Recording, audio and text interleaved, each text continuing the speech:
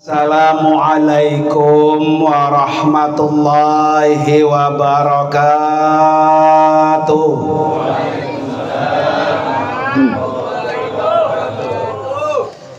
Bismillahirrahmanirrahim.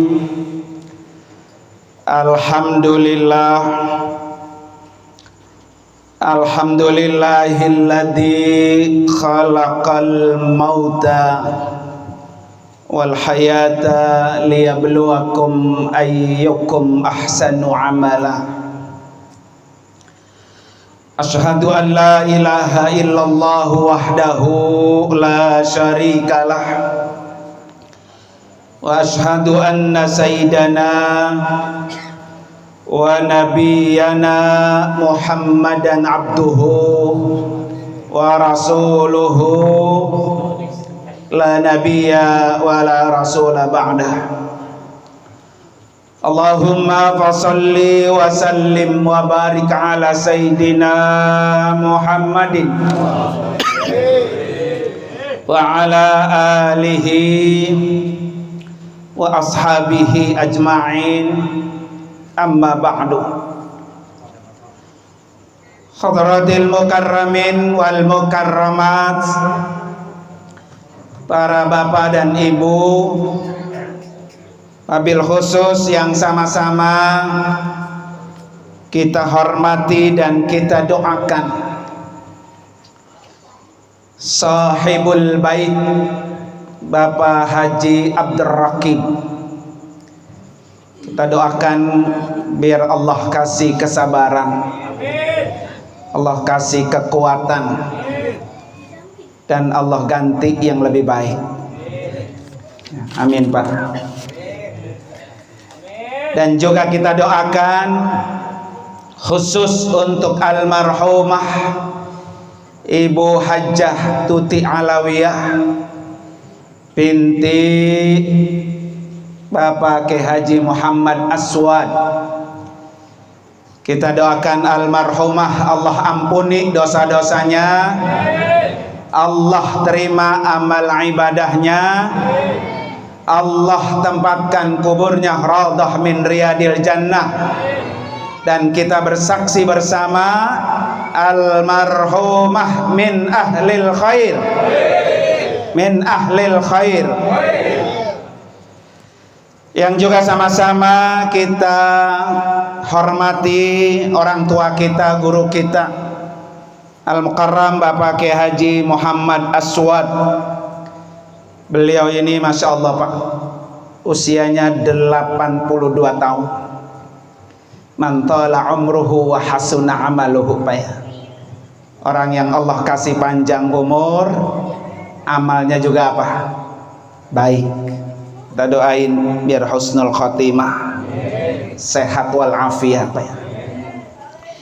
Yang juga sama-sama kita hormati yaitu Bapak Kiai Haji Dr. Nur Hamim MA. Saya ketemu dengan beliau di sini 2019 saat Ratibul Haddad almarhumah. Baru ketemu ini lagi. Alhamdulillah Allah kasih kesempatan yang kedua untuk bisa berjumpa. Dan terima kasih Kiai. Salam Ustazah. Masya Allah jadi malu saya ini. Ya, kalau pagi-pagi habis subuh YouTube saya disetel sama beliau. Ya Allah, mudah-mudahan doain manfaat ya. Kapan-kapan nanti bisa silaturahmi. Yang juga sama-sama kita hormati guru kita Al-Mukarram Bapak Kiai Haji Muhammad Maksum Muhajir SPD. Dan juga yang sama-sama kita hormati guru kita Al-Mukarram Bapak Kiai Haji Dr. Hasyim Mahdali MPD. Dan juga guru kita sahib saya ya, Bapak Kiai Haji Muhammad Budi Santoso. Alhamdulillah ketemu ya, di sini jarang-jarang ketemu Pak. Ketemunya di majelis, Masya Allah ya, majelis penuh dengan para malaikat-malaikat Allah. Juga sama-sama yang kita hormati yaitu Bapak Kiai Haji Syafi'uddin MPD yang dikenal dengan Ustadz Dani. dan juga para guru-guru dari Tambun. Ada guru Haji Saadi, ada guru Khatib, guru Ali Ibrahim ya. Alhamdulillah. Dan ini juga ada rekan saya bareng tadi, Bapak Haji Dr. Andes Zaini yang berangkat haji bersama-sama almarhumah. Para guru-guru, para orang tua, mohon maaf yang sebesar-besarnya kalau tidak saya sebutkan nama-namanya. Insya Allah tidak akan mengurangi sedikit pun rasa takzim dan hormat saya kepada semuanya. Para bapak, para ibu, hadirin dan hadirat sekalian, jamaah majelis tahlil yang dimuliakan oleh Allah Subhanahu wa taala.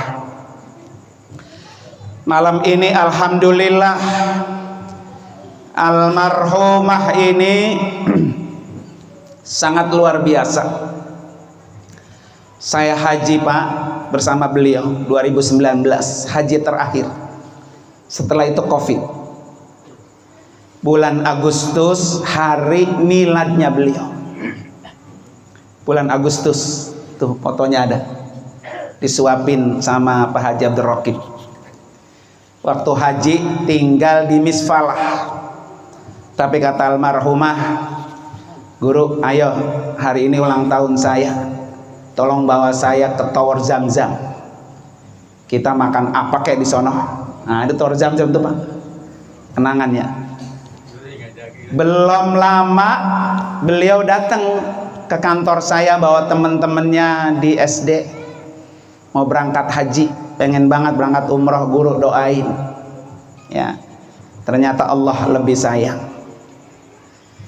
Malam ini para bapak hadis sekalian, saya akan sampaikan 3 kebahagiaan beliau ya. Beliau sudah enak Pak, sudah bahagia, sudah senang di alam kubur. Kenapa Pak? Kata Nabi, innal mauta khairun lil mukminin. Sesungguhnya kematian untuk orang beriman itu lebih baik. Jadi Pak Haji Raqib ya, gak usah sedih lagi, gak usah. Itu yang terbaik ya, itu yang terbaik. Dan almarhumah Pak bahagia. Yang membuat beliau bahagia, beliau Allah kasih cobaan sakit sebelum meninggal. Saya sempat jenguk Pak di rumah sakit Ananda, di ruang ICU. Sampai tutup mata beliau masih di ruang ICU. Apa yang dijamin oleh Nabi buat orang seperti almarhumah? Karena manusia itu Pak, dalam satu riwayat, orang itu mati memiliki 99 sebab. Ya, orang mati itu memiliki 99 sebab. Cuma satu yang tidak kena sebab. Kalau udah tua. Kayak guru kita nih ya, udah melebihi dari jatah tuh ya. Ada orang yang mati sebabnya kepleset, mati Pak ya. Ada orang mati kebunuh. Ada orang mati kesetrum. Ada orang mati kekenyangan. Ada yang kena reruntuhan. Ada yang kena seperti Palestina. Ada nggak yang mati di atas perut Jablay? Ada Pak? Lagi nggikan perut Jablay, mati, Israel datang Pak ya. Itu sebab semua Pak. Termasuk almarhumah sebabnya sakit. Ya, Nabi sudah jamin. Ma min muslimin yusibuhu adam mim maradin. Kalau ada seorang muslim Allah kasih musibah, Allah kasih ujian, Allah kasih cobaan, marad, sakit Pak. Iya. Maka kata Nabi apa? Allah akan hapus dosa-dosanya. Kama tahuttu, dia akan berguguran seperti daun-daun yang ranting-ranting yang patah. Jadi berapa hari ini almarhumah berada di ICU, Pak? Sebanyak itu, Pak, dosanya rontok seperti daun-daun yang kering. Ini yang membuat almarhumah bahagia. Ya, kan banyak orang, Pak, dosanya masih sekimin udah apa? Udah mati. Nah, bukan kadang-kadang, banyak orang takut mati, Pak. Maka ada hadis riwayat yang mengatakan, Pak, dua hal yang membuat manusia itu takut. Satu, al-maut. Ini semua nih yang hadir begitu banyak, saya tanya siapa yang siap mati? Nggak ada. Semua orang itu benci, orang itu nggak suka dengan kematian, nggak ada. Padahal kata Nabi, al-mautu khairun lil mu'minin. Yang kedua, Pak, orang yang takut itu qillatul maut. Takut sedikit hartanya, takut miskin, takut habis hartanya. Kadang-kadang ada teman, Pak, ya, saudara minjem duit, dia pelit ke bol-bol tuh. Kenapa? Karena takut, kalau gue pinjem ini duit gue habis, gitu, Pak, ya. Jadi banyak orang tuh, Pak, yang takut miskin, takut tidak punya harta, sehingga dia tidak mau memberikan pinjaman kepada orang lain. Ini almarhumah, Pak, beliau memang orangnya baik. Ulang tahun yang tahun kemarin kalau nggak salah ya, kami tuh diundang tuh, guru ada waktu kapan? Ya, guru ada waktu kapan? Mana sih suara itu? Di dalam itu ya. Siapa megang mikrofon satu lagi?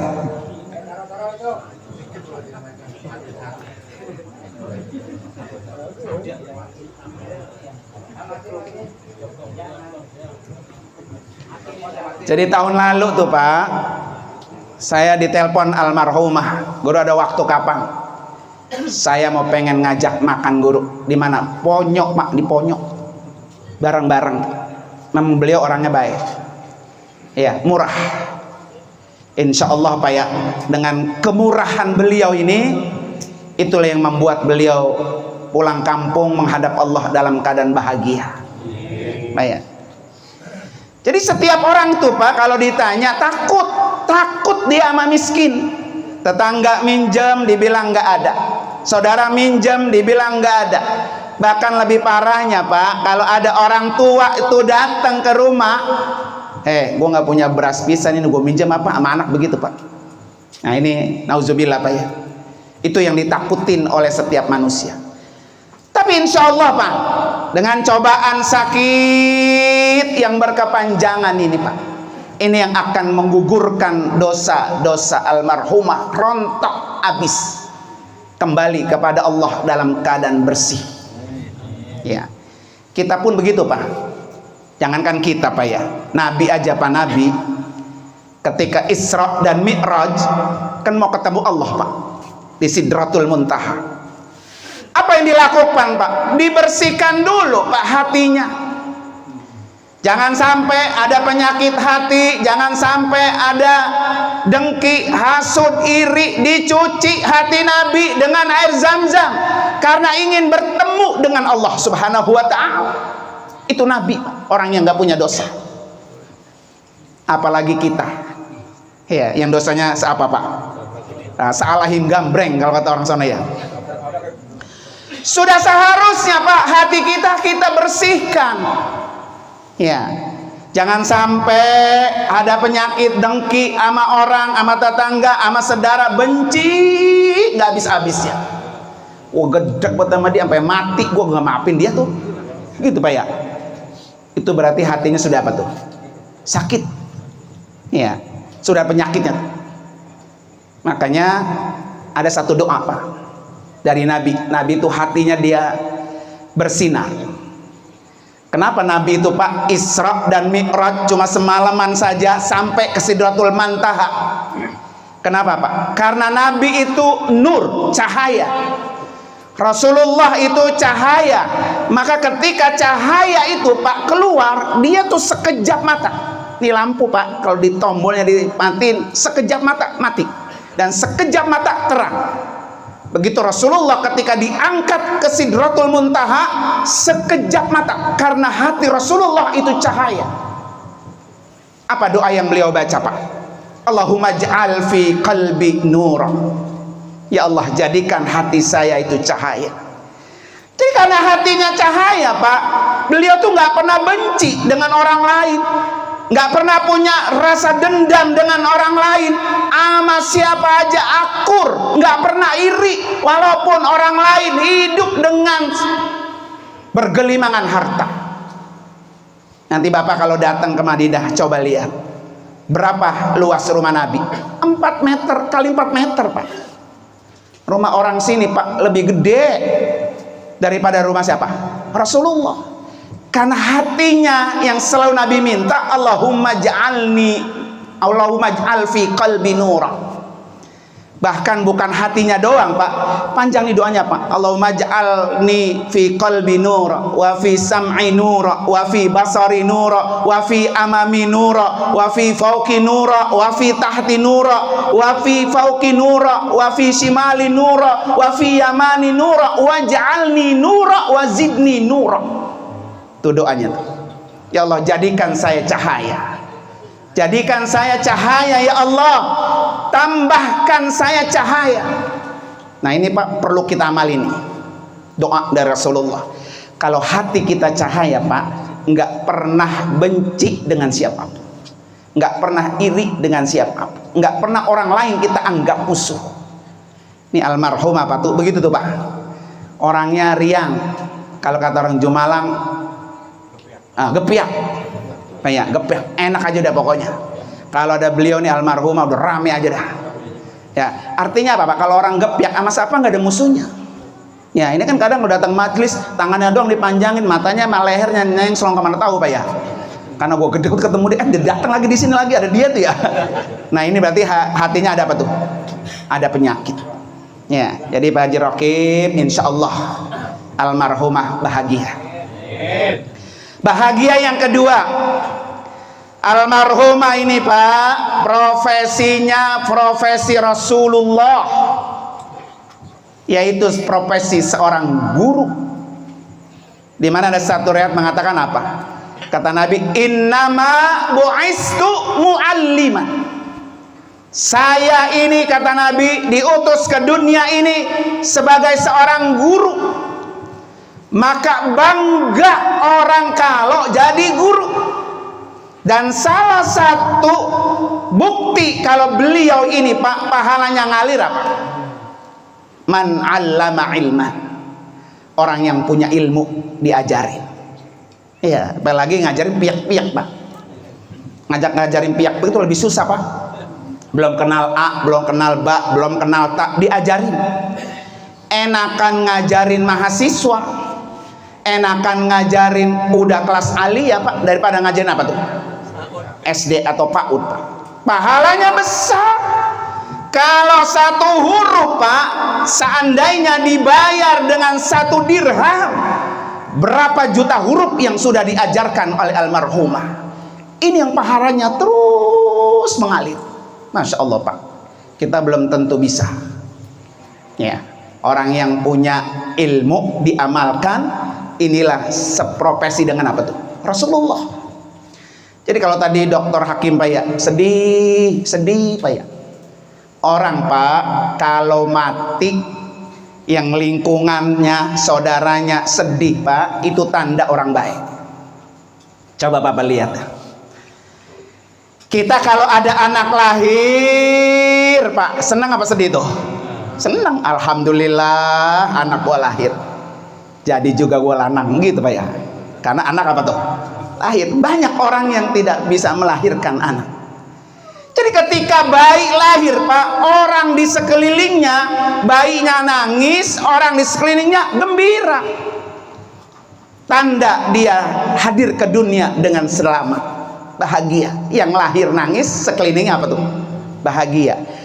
Tapi sebaliknya para bapak sekalian, kalau orang ini baik, orangnya yang mati senang bahagia, sekelilingnya apa?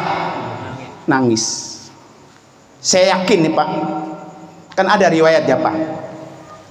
Dulu ada keranda digotong, ya, yang meninggal orang mukmin digotong. Kalau orang beriman Pak mati di keranda digotong, di dalam keranda tuh orang berimannya jejeritan, cepetan cepetan kuburin gua cepetan. Dia pengen buru-buru dikuburin Pak. Makanya ada adabnya, kalau ada orang mati suruh segera mandiin, suruh segera sholatin, suruh segera kuburin. Karena emang begitu Pak. Jadi orang yang beriman ketika digotong di dalam keranda, dia menjerit, cepetan cepetan kuburin gua, karena surga raudhah min riyadil jannah sudah menanti dalam kuburnya, membuat dia pengen cepet-cepet. Kayak kita bapak diajak ke villa dah, ke puncak sana mau nginep, udah bawa timbel, udah bawa ini, cepetan bapak cepetan, lama banget ya gitu. Jadi seakan-akan Pak di kepala dia tuh ngebayangin nanti di villa itu hotelnya enak, tidurnya enak, ada kolam renangnya indah. Tuh orang beriman tuh kalau mati gitu. Tapi berbeda ketika ada orang kafir digotong dalam keranda jenazah, dia jejeritan, nggak mau, gua mau dibawa kemana? Mau dibawa kemana ini? Karena dia nggak kepengen ketemu yang namanya hufratan min hufarin nir, lobang daripada lobang neraka. Nah inilah almarhum Bapak, dia senang bahagia. Ya insya Allah nih buat bapak-bapak yang punya anak profesinya guru, insya Allah orang ini akan punya pahala terus mengalir. Ya bahagia. Yang ketiga Pak, kan 3 poin tadi ya, khusus buat Pak Haji Raqib nih. Kalau pengen almarhumah masuk surganya gampang, ya pesan Nabi apa? Ayyumam ra'atin matat wa zaujuha radin anha. Kalau ada istri meninggal dunia, suaminya ridho, suaminya ikhlas, dakhalatil jannah ayyu syi'ti, dia akan masuk surga di mana yang dia mau. Oh, luar biasa tuh. Ya. Maka Pak Haji Raqib ini akan berperan sebagai bapak, sebagai ibu. Kalau kemarin waktu almarhumah hidup, almarhumah berperan sebagai bapak, sebagai ibu. Ya.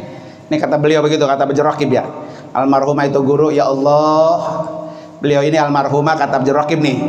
Emang sehari-harinya dia sebagai bapak, dia juga sebagai ibu. Nah, sekarang gantian. Pak Haji Abdul Raqib apa?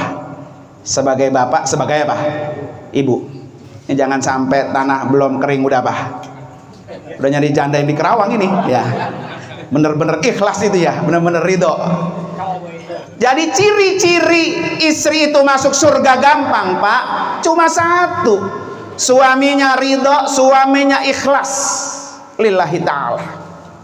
Titip nih putra putri ya, yang akan bisa melanjutkan estafet perjuangan ibunya, terutama bekali ilmu Pak, bekali ilmu. Kalau anak udah dibekali ilmu Pak, kata Imam Ali apa? Al ilmu yahrusuka, ilmu itu yang akan menjaga kamu, ilmu itu yang akan melindungi kamu. Orang yang punya ilmu, dia tidak akan pernah susah dengan ilmunya. Orang yang punya ilmu, dia akan menyinari banyak orang. Orang yang punya ilmu akan diangkat derajatnya oleh Allah Subhanahu wa ta'ala. Maka PR-nya Pak Haji Raqib, selesaikan anak ini bekali dengan ilmu. Karena kalau mereka ilmunya sudah dapat, dia akan bahagia dengan ilmunya. Dia akan hidup dengan ilmunya. Dia akan menjadi sukses dengan ilmunya. Dia akan bisa mendatangkan pahala mengalir buat ibu bapaknya. Makanya dalam hadis itu, man mata ibnu Adam Pak ya, di ujungnya kan waladun soleh yad'u lahu begitu. Kenapa Nabi tidak menyebut ibnun soleh? Jadi Nabi itu menyebut waladun soleh. Jadi anak yang ditinggalkan walad itu Pak, anak biologis, anak ideologis, itu walad. Tapi kalau ibnun soleh Pak, dia anak yang biologis. Maka almarhumah ini Pak punya anak biologis, punya anak ideologis. Ya. Yang kedua Pak Haji Rokib ya, jangan lupa buat anak apapun profesinya nanti, kehidupannya, pesennya jangan sampai tinggalin sholat. Itu juga pesennya Ibrahim kepada putra putrinya. Ya, sholat. Makanya kata Ustazah Hajah Halimah Idrus Pak ya, beliau bilang apa? Benerin wudu benerin wudu. Orang kalau wudunya bener, pasti sholatnya bener. Orang kalau sholatnya bener, maka amal-amal yang lain semuanya ikut bener. Kalau amalnya yang lain sudah bener, pasti hidupnya bener. Kalau hidupnya orang itu udah bener Pak, pasti matinya pun bener. Kalau matinya bener Pak, maka orang itu akan bertemu dengan orang yang paling benar dalam surganya Allah, yaitu Rasulullah Sallallahu Alaihi Wasallam. Ya, apalagi almarhumah Pak, udah ketemu Nabi. Ya, almarhumah udah ketemu Nabi, udah berziarah, dan ini yang membuat paling bahagia orang Pak. Orang yang matinya paling bahagia ketika orang sudah bisa menyelesaikan semua rukunnya, rukun Islamnya kepada Allah Subhanahu wa Ta'ala. Mudah-mudah Pak ya, udah haji. Ini yang paling membuat orang sempurna. Udah dilantik almarhumah di Arafah tanggal 9 Zulhijjah.